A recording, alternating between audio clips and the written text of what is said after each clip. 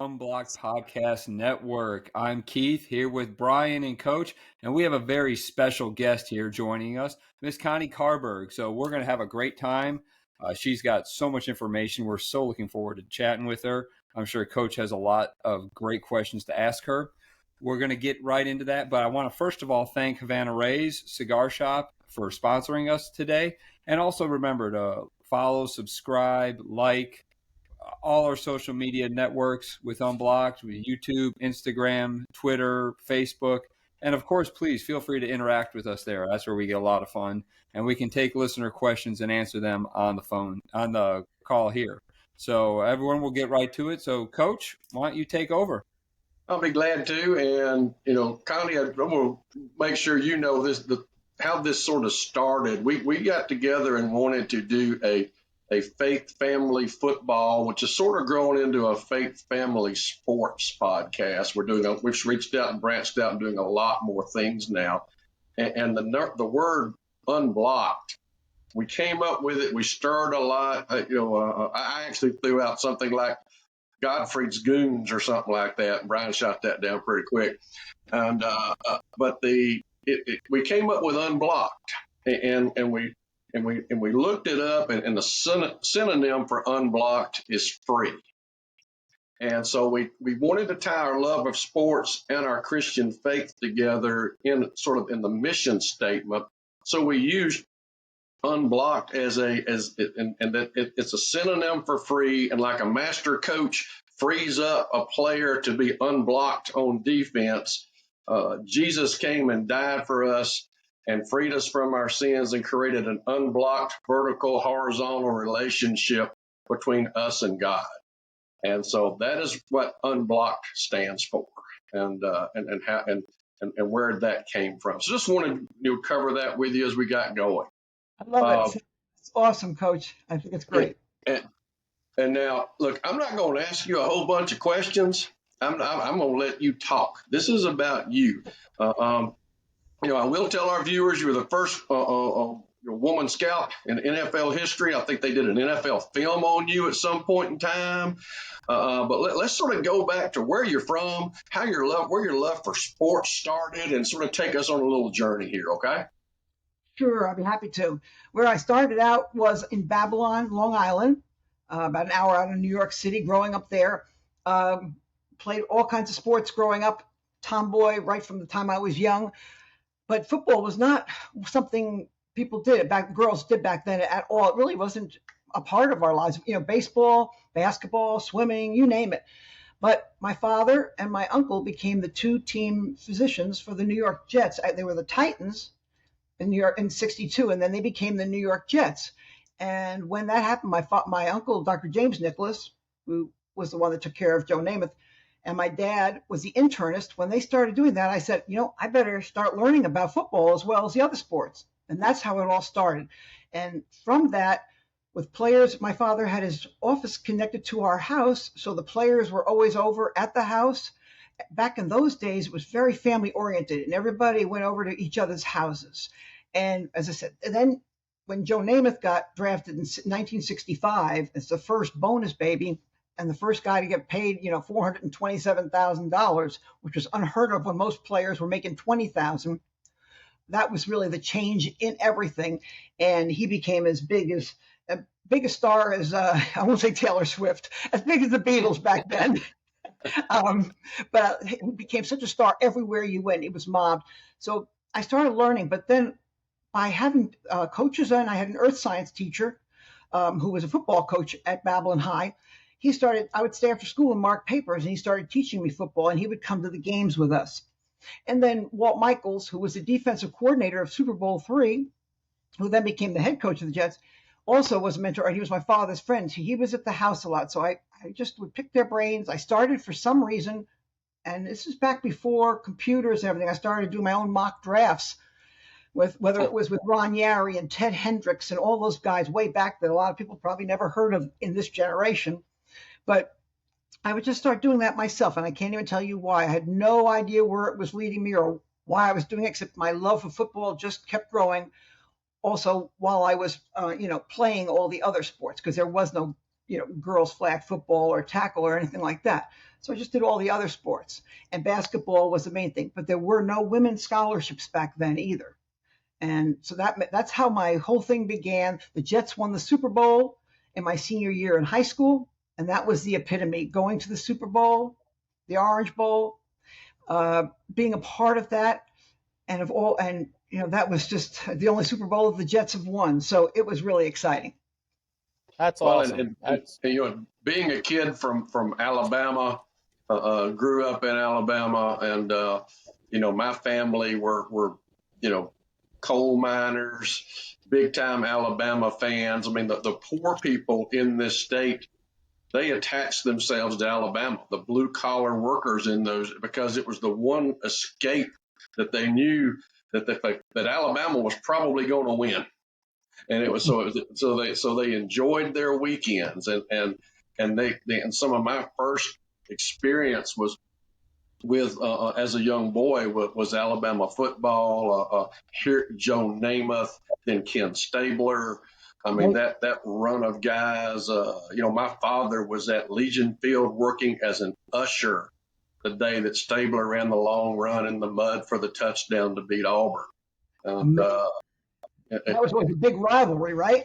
Oh, exactly, and no question. But the Jets became sort of the adopted NFL team in Alabama because of sure.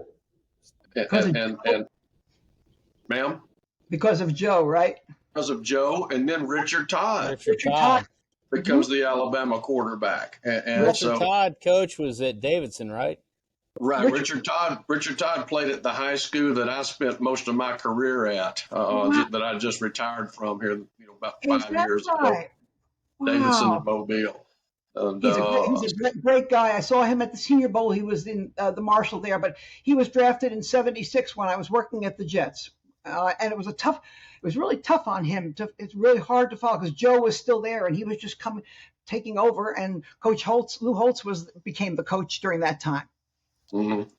Yeah, I mean, so our state was really, the Falcons had come into play, and so there were some Falcon fans, but again, the Alabama influence on the New York Jets was a very strong, and just a lot of Jet fans. So you didn't realize it, but they were little kids down here rooting for your team. Isn't that amazing? And he really was a superstar. I mean, he transcended sports. Joe was so big. I mean, in the acting world, in the football world, he had that charisma that the owner, Sonny Werblin, saw something in him, even though he had the two bum knees. And my uncle, as I said, was the one that made his brace. And Joe had the quickest release. As he said, he never was in shotgun. He had his setup, though, was so back from center, was so quick.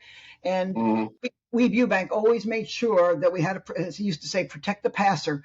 He would have, that's why Boozer and Snell were great blockers, as well as our offensive line for Joe.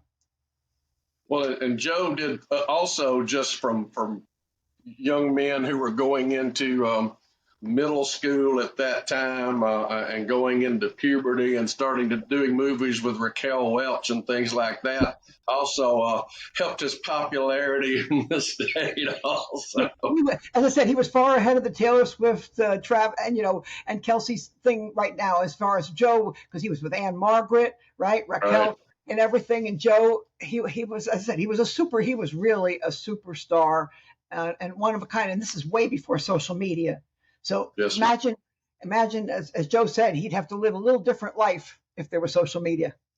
No question. So now, how do you become a scout with the New York Jets? And then how did that evolve? What was your role? Tell us about that. Sure, Coach. What happened was, after I went to an all-girls college for 2 years and I played basketball, but there was no such thing as scholarships. And then I decided, though, there was something missing. And I think it was sports, really, guys sports. And so I decided to transfer it to The Ohio State University. It was the best move I could have made in 1971. And I went there and I became president of my sorority. I was very active during that time. But one day I had a book called You Win With People by Woody Hayes. And I took it over to the Union, where the football team ate wait for the team to come out, and Coach Hayes came out, and I had him sign it, which I still have to this day. And we started talking, and I told him about my love of football and all this stuff. And he said, why don't you just come on over and meet me at the stadium and we'll talk. So I did. And we talked about it. He said, right now there's nothing for women. And remember, you have to remember, this is 1973, 72, before I graduated in 74. And there was nothing at this point. Not even Phyllis George, who was really the first woman to break through when she was, on the NFL Today, that type of thing. And she was Miss America. So I didn't know what to do. He said, but what I want you to do, he said, is I don't want you to give up on your passion. I can see how much you love and know football. He said, I want you to come to practice every day. And whether it's open or closed to scouts or other people, you come in, talk to them, talk to the players, find out everything and learn everything. Because you never know in life, as you go down the road, where it's going to be leading you.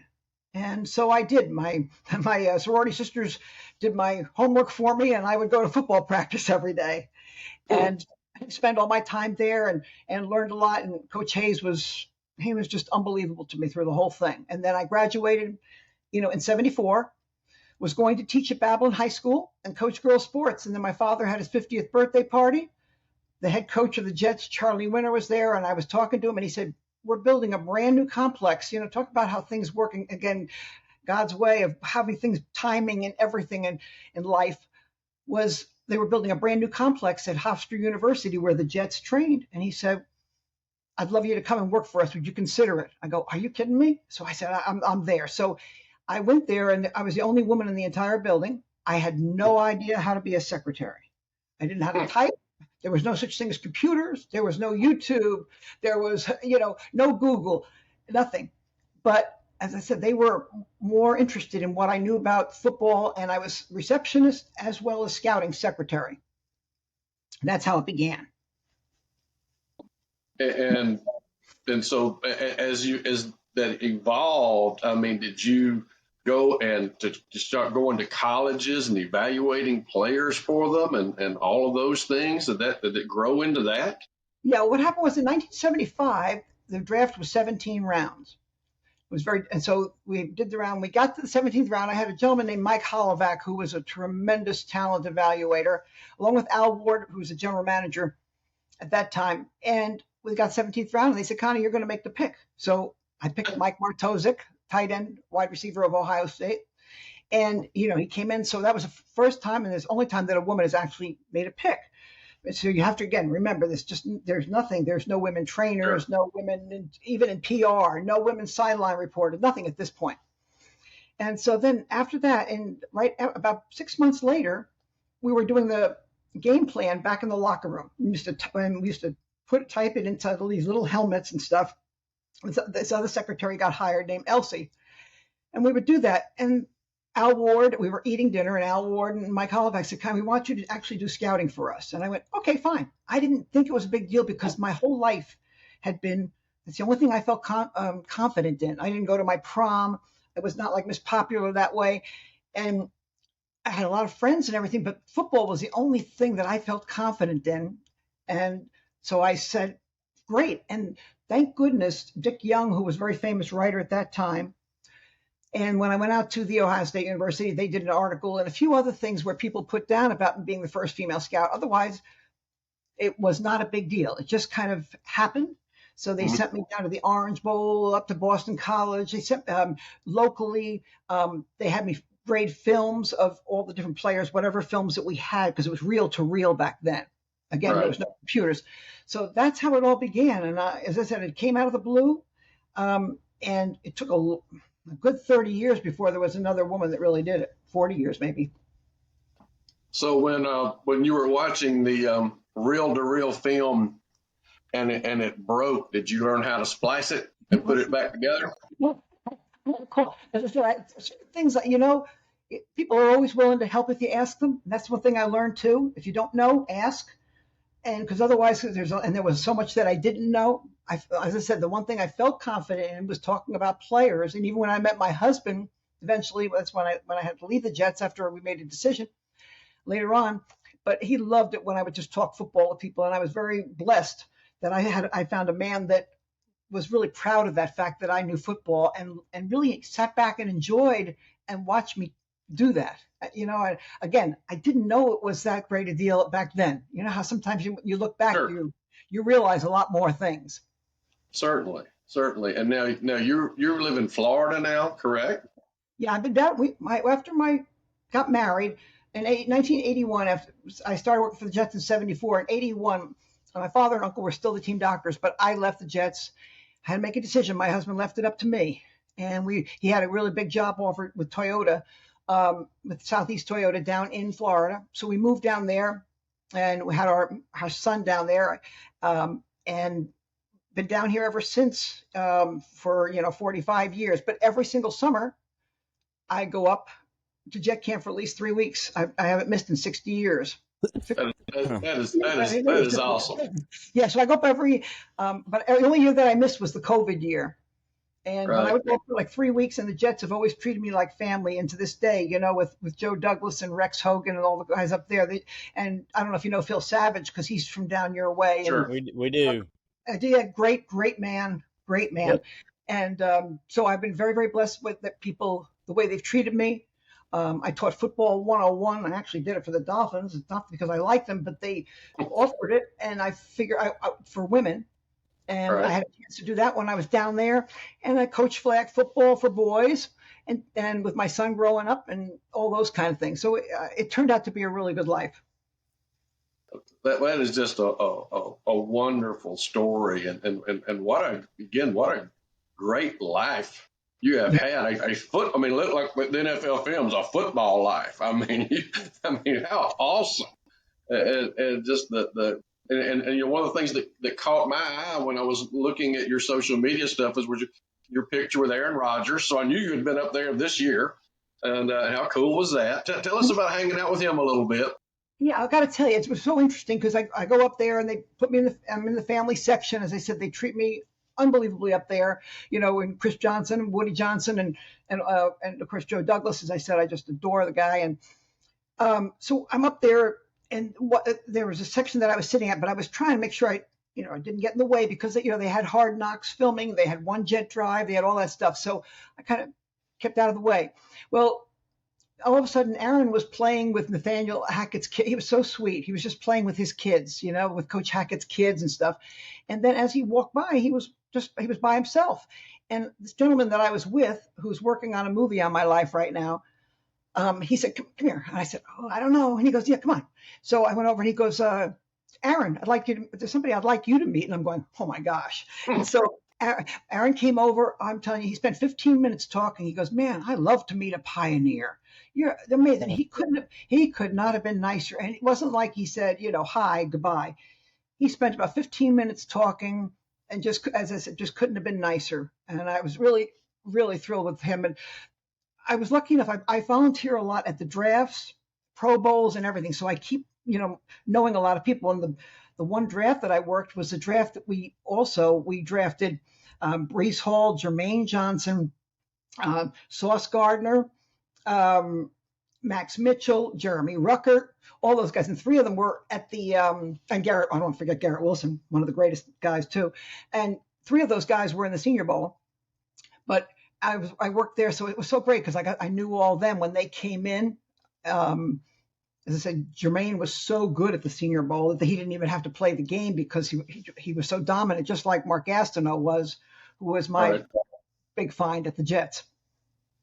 Well, and C.J. Mosley is a Mobile kid, Theodore, Alabama kid. I coached against him his entire career. We had Jimmy Ward, who's with the Houston Texans. They grew up playing youth football against one another and then played high school ball against one another. We had some fantastic football games in that window of time between Davidson and Theodore. C.J. Mosley was some kind of athlete. What a leader! What a leader he's been for the Jets too, and teaching. And you can see, as Quincy Williams was just saying, Quinnen's brother, how great he's been. Quincy's been playing at an all-pro level as well, and he was just saying that before the season, after he signed again with the Jets, he said he went, he went over to CJ and said, "How do I become an All-Pro like you? What do I have to do to be a Pro Bowl player?" And he said CJ Mosley just helped him, told him how you have to be a professional, what you need to do, all the different things. So yeah, CJ Mosley has just been. I was so glad that I saw him, at the Pro Bowl last year. Well, guys, I'm going to toss it to y'all for a second. I'm sure it's stirred up some thoughts for y'all, questions for Connie. I've got, honestly, probably 2 questions. Thank you for breaking the glass ceiling for a guy that has 2 daughters. I told you when we were going on before, I told you my daughter, when she says can't, it just unnerves me. And I'm like, 25 push-ups, just like, that's a word we need to eliminate. So thanks for breaking the glass ceiling. My second thing is, and I had no idea that your uncle designed the brace. I think it was called a CTA brace for Joe Namath. I just posted, I think, an article on Facebook, and I'll post it on Twitter as well. It was called the CTE brace, and DonJoy braces would not exist. I worked for DonJoy for about 7 years, Yes. and it was the hinge. Now, Joe Namath's brace I think it had like leather or sheepskin down at the bottom of it. What year would that have been that Joe wore that knee brace? Joe was drafted in '65 by both the St. Louis Cardinals and the Jets is when he came out, and he had the injury then. In fact, he was at Twitch Shores, the restaurant, and Uncle Jimmy, my uncle, Dr. Nicholas went in to see him, and when they were there, and he said they went into the men's room, and he said to Joe, "I heard you have a bad knee. Let me take a look at it." Looked at it. He said, "Oh, we're doing it tomorrow." And so they went right in because he had heard it a couple of times. And my uncle was really before Dr. James Andrews, and then I think I think Dr. Andrews had worked with him, but my uncle was the first one. Like now we have Dr. Elatrage, who seems to be like the main orthopedist. But my uncle, Dr. James Nicholas, was the man, the first one that really was with the sports. That was the first hinge brace, and then DonJoy came from beyond that. And one guy's wife was named Donna, and the other one was named Joy. Yeah. And it was basically a sleeve with a hinge, and that was the original playmaker that I used to sell Coach's football team for anybody that had little minor injuries. So, interesting story. I guess my second question is about Woody Hayes. Most people don't realize that he was good friends with Bo Schembechler. And I think the Michigan-Ohio State rivalry has got out of hand. If you look on social media, I'm obviously a Michigan fan. You're an Ohio State fan, and that's okay. They're both great programs, but people don't realize that Ohio State actually gave Bo Schembechler, from Miami, Ohio. And do you have any good Woody Bo stories or good Woody stories? I'm curious. They were all from the cradle of coaches, but no, the only one that I have really is with Coach Hayes. I said how good he was to me, and 2 things. My father and mother came to visit me at Ohio State, and we were eating at the High Lie. There was a restaurant at that time called the High Lie, and we were eating there, and there was Coach Hayes and his wife, and so we talked, and he met my parents. And so then my father wrote him a letter to say, just thank you for being so kind to me when I visited up at Ohio State. And he wrote back, and I still have the letter. He said, you're always welcome to come to practice as long as you're with Connie. So I thought, wow, that's the kind of guy that he was with me. And the other thing was Lou Holtz, who I was very close to. He came and worked at the Jets, and he had worked at Ohio State with Coach Hayes. Sure. And he said, I was always getting in trouble. One day I was fired, the next day I was hired. The next day I was fired, and he was always telling those. And so we always had a strong bond because of Coach Hayes. It drew us together and his whole family. Keath? I'm just Connie, I'm the average fan, sometimes pot stir. I always like the little quirks about sports, the little things you don't always hear. And one thing I've always found interesting in scouting and recruiting is the people who go out and do it each have a tendency they look for. You hear with baseball guys all the time, oh, he's got big eyes, or in golf, they'll say, "Oh, he's good because he can squint and still see everything." Or, was there ever, when you were looking at a player, was there ever some little trait or quirk that they had or they did that would catch your eye that could tell you if they were going to be a player that would work out or not? I can't say that it would always tell you if it's going to work out, but I always go for. I'm a person with a lot of passion, enthusiasm. So and a nonstop motor, and that's number one. The most important thing, Okay. as I said, that's what I saw in Mark Gaston, as I saw in Jermaine, in certain people that you know that they're giving everything they have. So besides the measure, when you look at measurables, the height, the weight, the speed, the hips, all that kind of stuff. There's got to be there's something more, because there's so many guys that have measurables that don't make it, and guys that don't have measurables that do make it. So number one, heart, how much they love the sport. And then to me, it's how much they love it. So it comes through in the passion, but somebody who, comes through on every single, like a Max Crosby, those kind of guys that come through on every single play, a Myles Garrett, those guys that are just giving you everything that they have got and leave it on the field. Well, as a Bears fan, I can tell you Max Crosby's not going to have to give a whole lot to get through our offensive line this weekend. So, well, you got an interesting quarterback starting. This is what an interesting start. It's a fun time. Look, Chicago sports, even when they're bad, they're never boring. I can guarantee you that. Isn't it amazing? I know, and you keep searching for it. I mean, now Justin looked like when he plays his own. Football has changed so much, especially in the since way back then too, especially in quarterbacks. In the old days, you always look for accuracy, of course, right? But in the old days, it was standing tall in the pocket, being able to take a hit in the mouth and anywhere, and just all that kind of stuff, and just maneuver within, the Marino type of guy, and Namath type of person, and all those things. But now, the outlier was like a Steve Young. Now they're looking for all Steve Young. So, and whether Michael Vicks, and now, of course, it's the players that can extend plays, that are mobile. And you're not allowed to hit a quarterback's high or low. So the rules have changed so much now, and they keep changing them. Sometimes it really bothers me. I'm kind of old-fashioned that way. So to me, that's the biggest thing, even scouting now for quarterbacks. And then it used to be that when they came out of college, they would have to adapt to the pro offense, and it would take a little bit of time. And that's why it would take more time.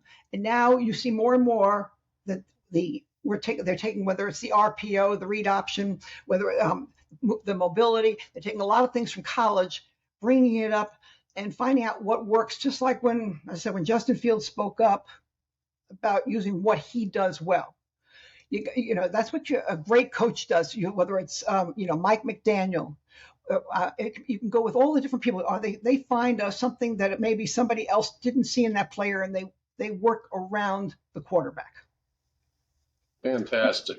Yeah. Fantastic. And again, with our it's you talk about what quarterbacks can do well, but again, with our offensive line, our projected starting group from preseason, the players we all wanted to start together, are yet to do that this season because of injury.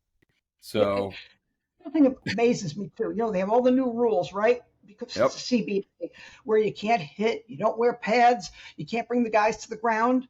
Even when I'm at practice, a lot of times in training camp, I used to be able to pick guys out right away, but now because they can't do all those things, and yet guys seem to be getting, especially the first month, they seem to be getting hurt more than ever. Mm-hmm. We've already had, I think, last year we had 68 different quarterbacks.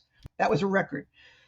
This year already, we've had changes, I think, between 7 and 8 already, and there's going to be a lot more of quarterback changes and guys that are either getting hit in the pocket or extending the play type of thing. So it's and the offensive linemen, that's the other part. You don't seem to get guys coming out of college that are, pro ready as offensive linemen the way they used to be. You're exactly right. I mean, you're exactly right. And I was an old school football coach, you'd have ended up coaching the linebackers at Davidson if you'd have been in Mobile. I'd probably had to yell at you to quit hitting my quarterback. This is not a live drill. Get those guys off my guy.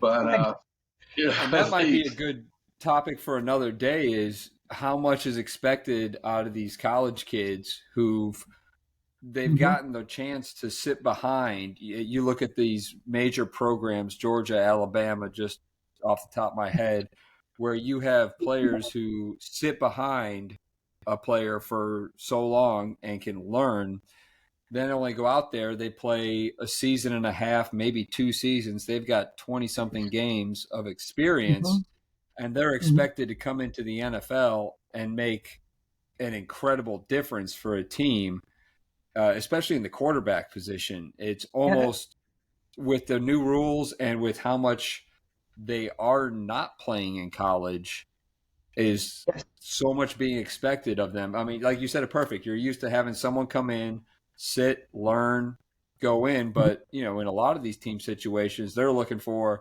the Bears drafting Justin Fields. But that, the plan was initially supposedly to sit him. But Yeah, Zach Wilson, same thing, just threw him right in. exactly. And it is. The other thing is there are a lot of guys that are coming out that are 25 now. They used to come out when they were 20 or 21, but because of COVID, they took an extra year, or the transfer portal. Some guys have been to 2 and 3 schools, and so they've taken that extra year to find maybe their coach left, or they're finding a different scheme. So again, you have guys that have had 3 different offensive coordinators. Now they're coming into the pros. So again, it's very different. And to the toughness issue, I mean, we always believed that it didn't take but about a week to lose your physical toughness.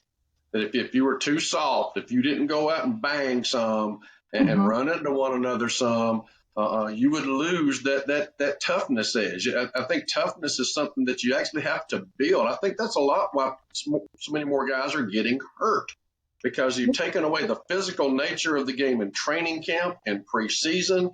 Their bodies aren't physically ready for all the banging that goes on. And even until we got to the playoffs in high school, we did some live work every Tuesday and Wednesday. We ran good against good and banged against one another just to maintain the physical toughness, but also the mental edge of, guys, we're the toughest team that's going to be on the field Friday. We're going to be more physical than that opponent because of how we practice. Yep. And I think, it used to be 2.5 hours in the morning, 2.5 hours in the afternoon, as like you said, and of hitting and the toughness to see who.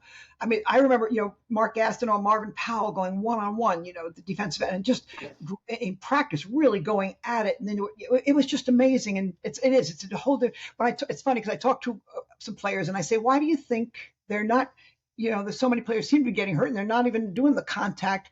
And they said that's what they believe. Their bodies are not used to it, and so all summer long, as soon as you get hit, they kind of like gently put you down, or they can't put you all the way down to the ground. They can just take you down a little bit. He said, and all of a sudden, now you're being hit like Tim Brown was telling me, the wide receiver, and he said that's why he got hurt once in his whole career. Right. Offensive lineman Mangold, DeBrickashaw never got hurt in 10 years, and now, as I said, how many offensive linemen are just all over the place getting hurt? Well, you are preaching to the choir here with this group. I promise you, man. Let me tell you, we are so honored that you did this for us and came on with us and spent this time with us. I mean, what a pleasure. And maybe we'll get you back in during Senior Bowl week. And because we're all down here around the Senior Bowl, we attend some of the practices and get to be around that and get some input from you as we get going toward that down the road. If you would be willing to bless us by coming on again, okay? I would be happy to. It's been a pleasure, and it's nice. I mean, because you guys know some of the people that I am mentioning. Sometimes when you talk to people, it's funny. So many people think football didn't start till the year 2000 or something like that. And so it is very interesting because I know I'm old and everything. But as I said, there is so much history, and you just wish. That's why when that whole thing with Dick Butkus, it was great for people to get a chance to see what a linebacker like that, what he was like. No question. Well, we're about to go on with all the other junk we do on Friday evenings, and you're welcome to stay on and listen to what we're doing. No problem. Maybe throw a comment in, or you can or you can log out and go hang out with your family. Whatever's good for you, ma'am. All right. I'll listen for a few more minutes and then I'll go. Okay, Thanks. very good. Thank you. Yes, ma'am. It's been a pleasure. Well, Connie, thank you for that. We'll get right into what we always like to do on a Friday is look at a storyline we each want to focus on for the weekend, something in the sports world or in the world in general that we've got our eye on. We're looking forward to seeing what happens. Coach, why don't I toss it to you first?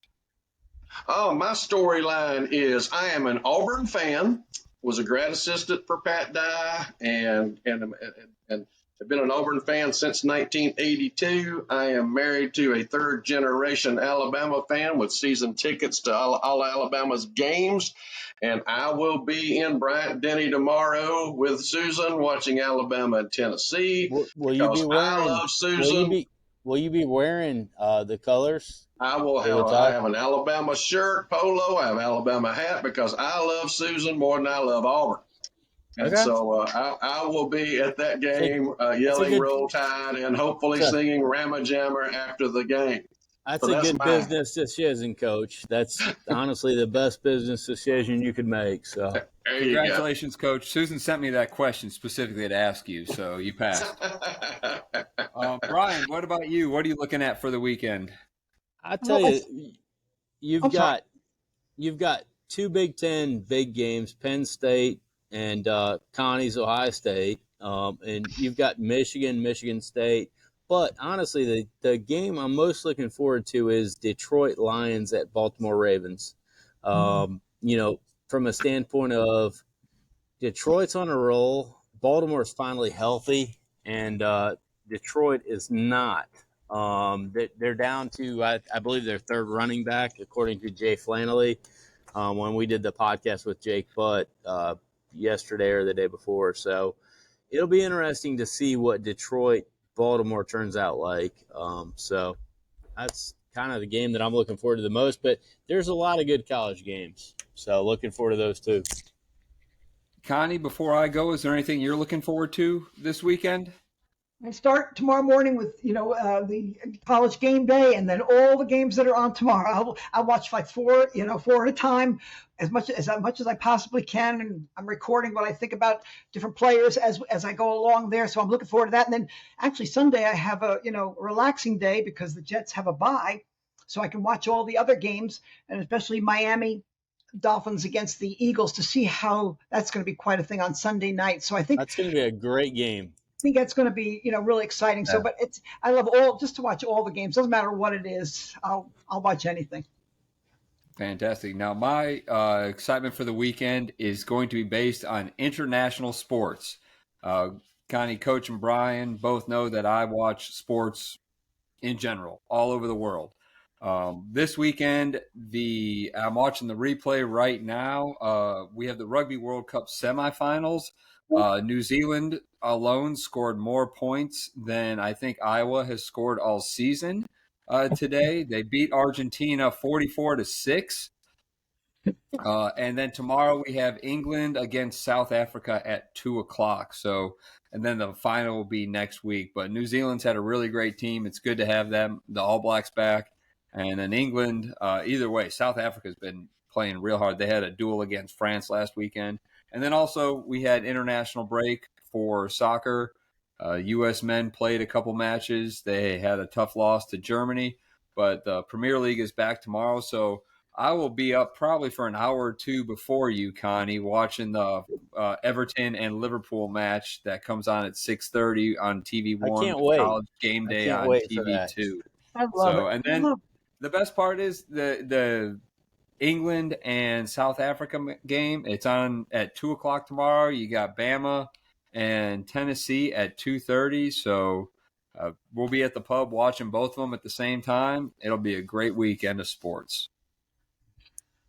So I got a question for you now, Keith. You said you called it a duel. Is it what they call rugby matches, duels? Well, no, I'm saying this because France has a very good rugby team, but South Africa came out and they went back and forth. It was a 29-28, I believe, was the final score. It was just a duel in general. Okay. Yes, just a duel in general. Yes, sir. Because when you said France and duel, I thought pistols or swords. I mean, Oh, I no. went a different direction there. Okay. No, I wasn't sure. No, it wasn't something out of Hamilton. Okay. Very good. All right, next up, college football. Brian, you want to go through the ACC and the Pac-12 real quick? I'm going to start with the Pac-12. What people forget is USC still leads at 4-0. This is kind of a rebound week for Oregon, coming off of a loss. They've got Washington State coming into Oregon, and then Utah versus USC. We'll see how both teams respond, coming off of a loss, but they're still in the driver's seat, those two teams, as far as long-term. Arizona State plays at Washington. UCLA plays at Stanford, and a couple of teams have bye weeks, Coach. So the people in Corvallis can go and eat at they've got two choices. They can go eat at the Squirrel Tavern and have the squirrel burgers in Corvallis, or they can go visit the Spruce Museum. So, Coach is not a fan of Corvallis, Connie. Connie, I'm not a fan of Oregon Keath and State. I love Corvallis. Do you really? So, But we just need to find out if they actually can ship squirrel burgers, and I can get a taste of Corvallis in Fairhope, mate. Is there really such a thing? Brian says, you think Brian gets paid by them to advertise that restaurant? Keath and I are working on getting into the Oregon tourism industry right now. So he's the one that brought up the Spruce Moose Museum. So I had no idea. The Spruce Moose Museum is in McMinnville, Oregon. And, Coach, if you need a squirrel burger, I'm sure you could pick one up. If you want to cook it yourself, you can go pick one up at the Enville Square downtown. Okay. Thanks. So, but there are plenty of squirrels down there for sure. We're moving on to the ACC. So FSU's 4-0, NC State is 3-0, Duke is 2-0. So I'll tell you, the first game, Connie, and you probably know this guy, and we're having a guy that did a book on him later on. The BC Georgia Tech game reminds me of Bino Cook, and Bino had a saying about haven't they suffered enough, and he was talking about the Iranian hostages that got released, and they gave them MLB pass for life. And he said, haven't they suffered enough? And John Lucas, who actually wrote the book on Bino Cook, will be our guest on Wednesday. So, and Bino was a good friend of my Uncle Mike Gottfried's when he was at Pitt and the old Big East. And so that'll be pretty fun on Wednesday to have John Lucas on.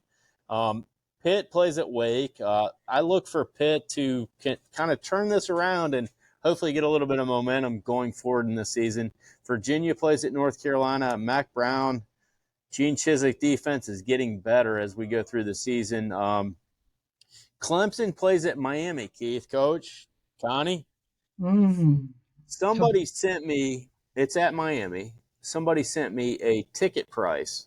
You can actually get into the stadium for $9. You cannot get into many high school stadiums in Alabama for $9. But how low has Miami got with Mario Cristobal and the whole, not downing it? Obviously, Duke, Florida State is the key matchup. Danielle and Pete, if you want to look at our YouTube page, we previewed that last night. And that's all I've really got. But also have an announcement. We've got Mickey Andrews and Ronnie Cottrell coming on in 2 weeks to do a Bobby Bowden episode. So not next week, but the following week. So I was really good. One thing, you guys had Jake Butt on, and that was so good. I remember so well when he was playing. I thought he was going to be unbelievable, and to get those 2 ACLs, and then it continue on. But I was glad to see that he's announcing and doing well. And he's great, Connie, and you'll probably catch him at some point. Now, Ohio State, they don't put them on Peacock that much, or Michigan on Peacock that much, but he's on Big Ten Network. But I think he's going places. I'm glad. I'm really glad for him because he deserved after what he went through, and I mean because he had a huge future taken away from him in football. Sure. So I'm really glad to hear that. And he came across really well in the interview. Yeah, he's a great guy. Yeah. So that was a good time watching that. Well, what conference are we moving to next? I'm going to go next. I'll do my looking at the bigs, the Big 10 and the Big 12. But before I do that, I'm going to go in real quick. On Wednesday, I couldn't make it to the show. I sent in my college top 5. Brian liked to give me a little hell for that, and I'm just going to defend it real quick. I had Georgia number 1. You're champs till you're not, and at least they play ranked teams. Ohio State number 2. Beat my Irish. Well played game. They deserve it. Washington, top 10 win. Oklahoma, top 10 win. Michigan played Rutgers as their best opponent so far this year. Granted, they have dominated. They have done everything they have to do to impress whoever is voting on this, given the schedule they have. Because trust me, as a Golden Domer, I have to defend myself all the time. You can only play the people on your schedule. That being said, that's why Michigan is number 5. Now, they still have Penn State and Ohio State on the schedule. A lot can change, especially this weekend when I get into the Big Ten, because we do have Penn State and Ohio State. Florida State is on the outside looking in at 6th right now. So that is all. Michigan is 4 because they just haven't beaten anybody worth anything. They've beaten everybody impressively. They just haven't beaten anybody who's beaten anybody else. So that's that. But going into the Big Ten, I'm going to start right in with that Penn State and Ohio State. Big Ten is really winning these midday games, as a lot of midday games are winning. We had Texas and Oklahoma at an 11 o'clock game. These 11 o'clock games are stacking up on the schedule very well all season. So that will be the 11 o'clock kickoff. Penn State goes to the Horseshoe at Ohio State. Now, Brian, you mentioned a $9 ticket. I can't quite get you into this game for $9, but I can get you into this game for $11, which means the Rutgers going to Indiana is a more expensive ticket than Clemson going to Miami. So I didn't have that. I wasn't even going to bring that game up until you mentioned that. Minnesota goes to the Hawkeyes, and the Hawkeyes are going to be ranked because somehow they're going to win this game and score about 14 to 15 points. They need to score 35 on average for the rest of the season for this coach to guarantee keep his position. Otherwise, he'll have to reapply. Wisconsin, Connie, we talked about eventually it would be mathematically impossible if the offense doesn't pick up the pace, and we've kind of been doing the math, and it's going to get harder as the season ends. But they can still win the West, as Keath says. So. And again, you got Iowa in the Big Ten championship a couple times, but not scoring points in the regular season. Yeah. What do you do about that? They come out with tight ends all the time. Exactly. Get a quarterback. But then you got Wisconsin coming off that tough loss at home to Iowa, going to Illinois. Illinois had the big upset win at Maryland last weekend. Hail to the Chief there. But the other interesting game, Michigan goes to Michigan State, making that big trip. I don't know, what is it, 15-minute car ride maybe? It's a little bit longer than that. I'm just giving you a heck about that. Yes, but that should be look, Michigan on the road, it's a in-state rivalry. Michigan State is just not good, and I think at this point they are just willing to tank, put this season behind them, and move on.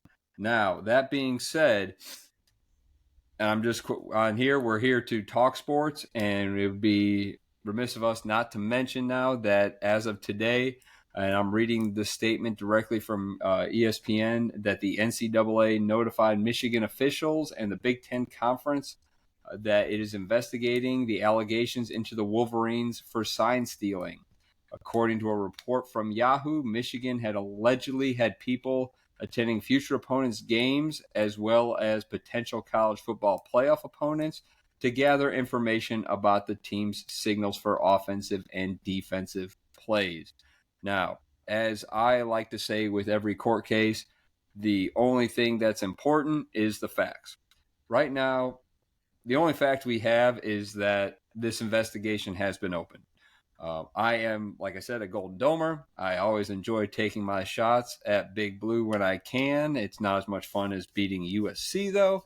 So this is just something that all I'm going to say is, just like I said with the Michigan State situation, this is what we know. This is what we'll talk about. I'm not here to start rumors, make rumors, report on rumors.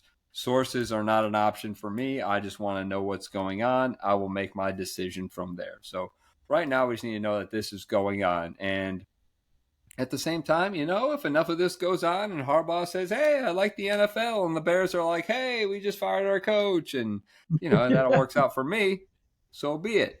But that's what's going on at Michigan. So we'll see. We'll keep an eye on this. I'm sure everyone else will. Just wait for, as I encourage everyone to, the social media networks are full of people just putting things out there. Just wait till you get a verified source saying something, and then go from there. But we'll move on to the Big 12, where not a whole lot is going on. It's pretty much Oklahoma's to lose. They have UCF at home, whereas Texas travels down to Houston for a match. Either one of those teams, Texas is, after that heartbreaking loss to Oklahoma in the rivalry, they're just waiting in the wins now. They can only just win everything and hope for the best. Where Oklahoma, even if they need to probably lose 2 more because they'll have the tiebreaker over Texas, and there's not much time left in the season for that. So, that's about it going on right there. Coach, you want to take the SEC? Sure. Real quick in the SEC, there's only 5 games this week. Dates. Alabama beating Tennessee. I've got Ole Miss going to Jordan Hare and beating Auburn. Got Missouri at home defeating South Carolina. Arkansas at home beating Mississippi State. LSU beating Army, and Troy just beat Army a couple of weeks ago. So that should be a week to get some people.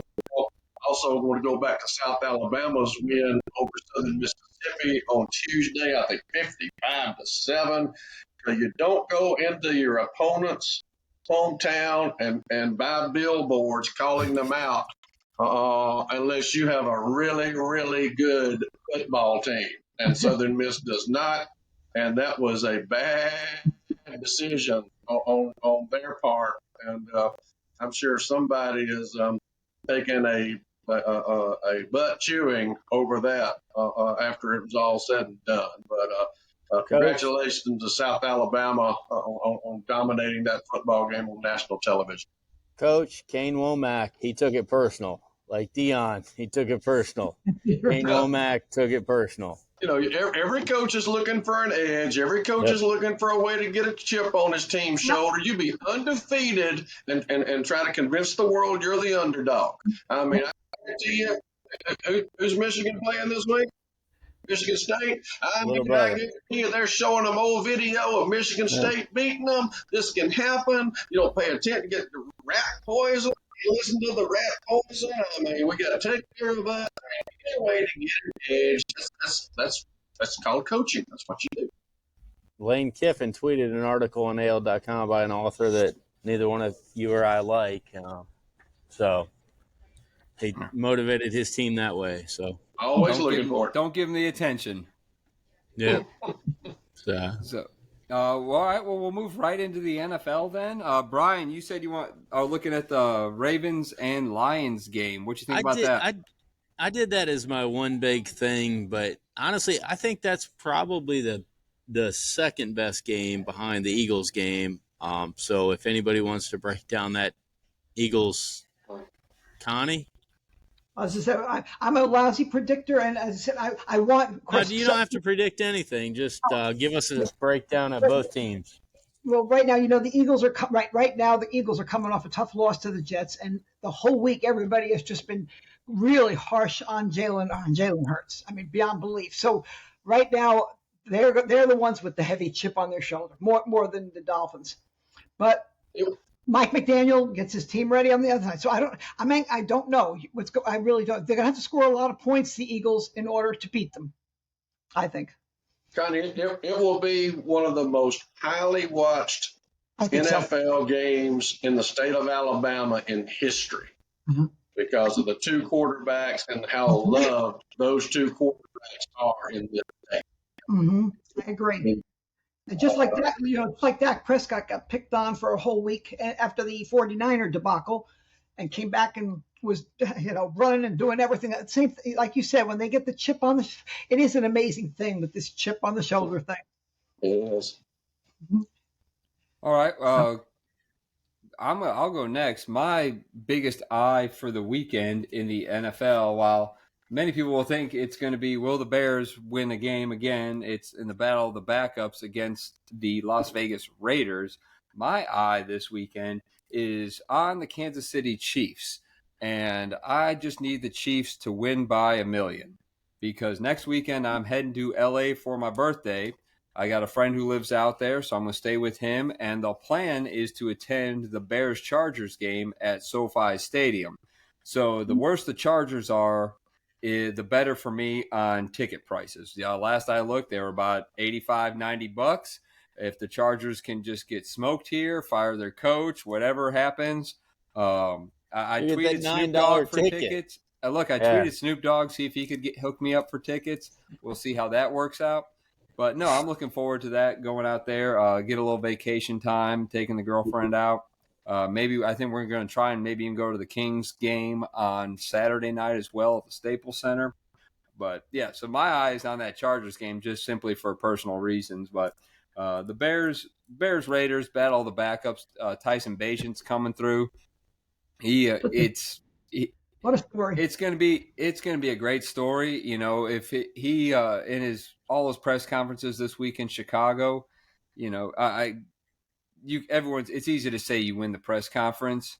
He has really kind of impressed everybody the way he's poised himself.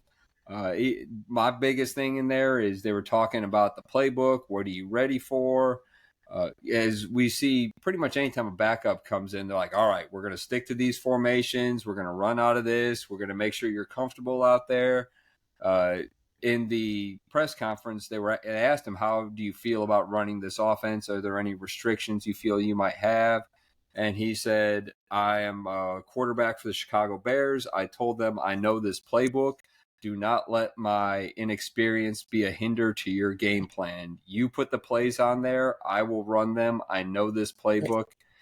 Don't let my inexperience hold anything back the way you want this game called. So, you know, he sounds like the son of a man who is a both right-handed and left-handed world champion arm wrestler out of West Virginia.